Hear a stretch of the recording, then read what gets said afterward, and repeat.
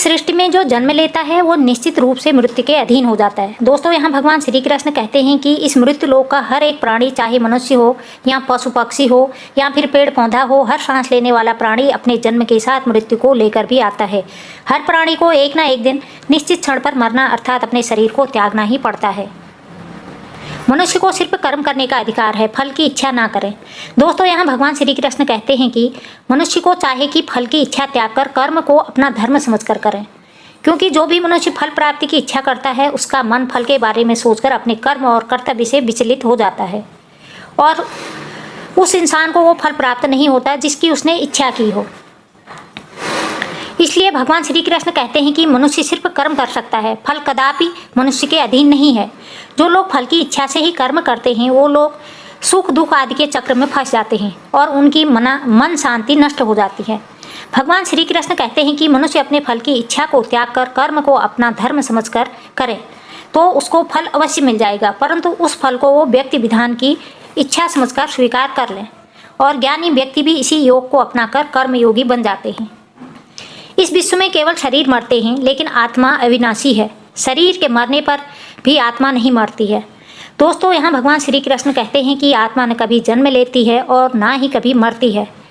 वो अजन्म, नित्य, सनातन और पुरातन है, जो शरीर के मारे जाने के बाद भी नहीं मरती है। जो सचमुच ज्ञानी होते हैं वो ना उसका शोक करते हैं जो मर गए हैं और ना ही उसका शोक करते हैं जो अभी जिंदा है, क्योंकि वो जानते हैं कि जो मर गया है वो फिर से जन्म लेगा और जो अभी जीवित है वो अवश्य ही मर जाएगा।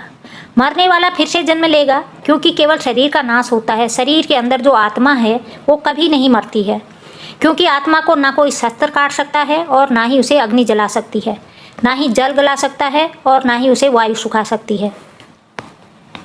अपने मन को नियंत्रण करें। दोस्तों, यहाँ भगवान श्री कृष्ण कहते हैं कि मनुष्य के शरीर का एक अदृश्य अंग मन, जो कभी दिखाई नहीं देता, परंतु वही इस शरीर का सबसे शक्तिशाली हिस्सा है। मनुष्य को मैं के घमंड की मदिरा पिलाकर मदहोश करने वाला पाखंडी केवल ये मन ही है। उसके हाथों में मोह माया का जाल है, जिसे वो मनुष्य की कामनाओं पर डालता रहता है और उसे अपने वश में करता रहता है। ये मन शरीर से भी मोह करता रहता है और अपनी खुशियों से भी और अपने दुखों से भी मोह करता रहता है। खुशियों में खुश भरी गीत गाता है और दुख में दुख भरे गीत गुनगुनाता है। अपने दुखों में दूसरों को शामिल करके उसे खुशी मिलती है। किसी भी मनुष्य को उसका मन जीवन के अंत तक अपने जाल से निकलने नहीं देता। अपने रस्सी में बांधकर उसे तरह तरह के नाच नचवाता रहता है। ऐसा तब तक होता रहता है जब तक हम अपने आप को मन के अधीन रहने देते हैं। तब तक हमारा मन हमें नाच नचाता रहेगा। मनुष्य का मन मनुष्य को इतनी फुर्सत भी नहीं देता है कि वो अपने अंतर में झांक कर अपनी आत्मा को पहचाने और आत्मा के अंदर जिस परमात्मा का प्रकाश है उस परमात्मा का साक्षात्कार करें।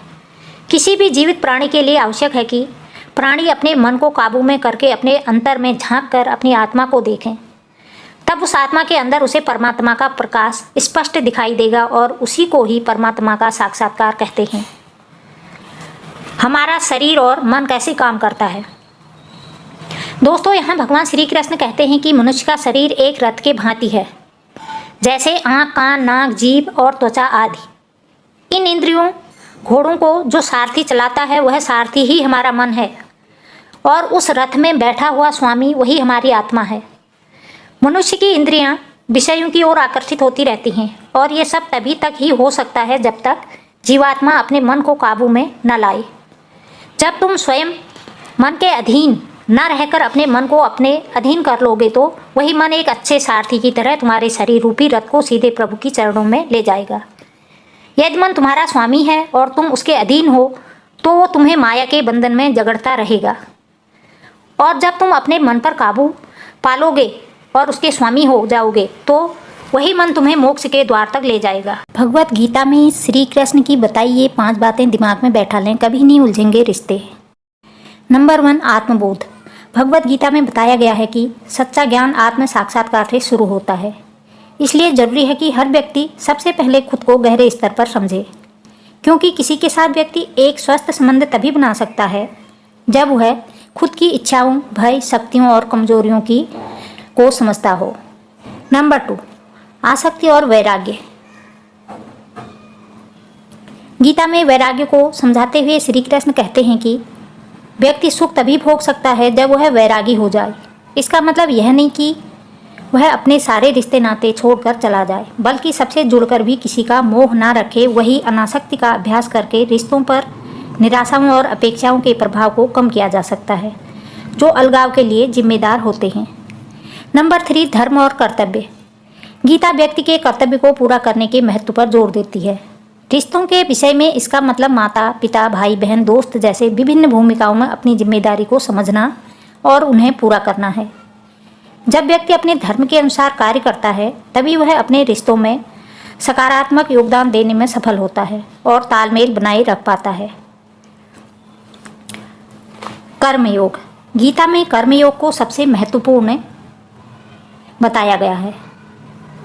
इसके अनुसार व्यक्ति को फल की चिंता किए बिना निस्वार्थ भाव से अपने कर्तव्यों का पालन करना चाहिए। रिश्ते में इस सिद्धांत का अर्थ है बदले में कुछ भी पाने की उम्मीद किए बिना सिर्फ देने की भावना रखना। ध्यान रखें, जब हम प्रेम और निस्वार्थ भाव से कार्य करते हैं तो हमारे रिश्ते अधिक वास्तविक और कम लेन देन वाले होते हैं। नंबर 5, दूसरों को सम्मान देना जरूरी। गीता में भगवान श्री कृष्ण बताते हैं कि जिस प्रकार आप अपने लिए दूसरों से सम्मान की अपेक्षा रखते हैं, ठीक उसी प्रकार आपको भी सभी पशु पक्षी समेत सभी का सम्मान करना चाहिए। इसमें छोटे बड़े का भेद नहीं करना चाहिए। यह समझ ही रिश्तों में सहानुभूति, करुणा और सहनशीलता को जन्म देती है, जो इसे मजबूत रखने के लिए जरूरी है। दोस्तों, जीवन में रिश्तों का महत्व समय पर समझ जाना बहुत ज़रूरी है, क्योंकि इसके बिना धन दौलत और सब सुख सुविधाओं के बाद भी व्यक्ति हमेशा अकेला और अभागा ही रहता है। अक्सर व्यक्ति उन लोगों की कदर करना भूल जाता है जो लोग उसे रिश्तों के रूप में मुफ्त में मिल जाते हैं, जिसका परिणाम जीवन के आखिरी पलों में दिखता है, जब व्यक्ति इस पर आंसू बहाने के अलावा कुछ नहीं कर पाता है। यदि आप इस तरह के दुर्भाग्यपूर्ण अनुभव से बचना चाहते हैं तो समझदारी इसी में है कि वक्त रहते अपने रिश्तों को मजबूत करने पर ध्यान दें।